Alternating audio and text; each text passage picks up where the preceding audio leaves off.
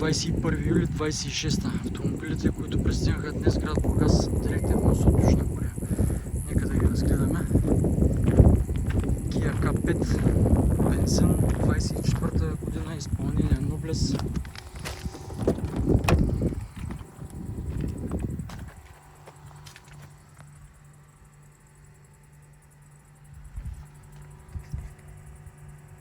На 7700 км.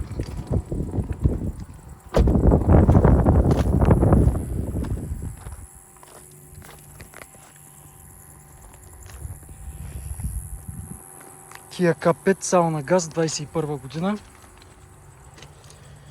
Наличен за продажба на 97 000 км. 97 500, 18 500 евро.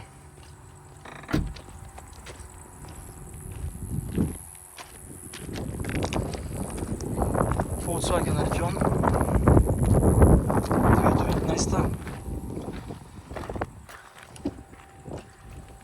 с високо ниво на оборудване, наличен за продажба на 79 000 км.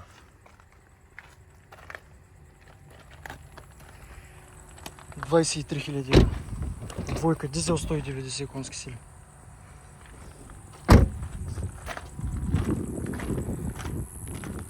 И Mercedes E300 M272 става на газ.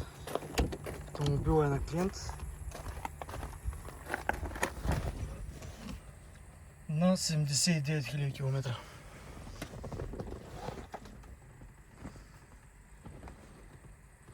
Който не е виждал 15 годишен Mercedes на тези километри, може да види. Ето е една рама за справка.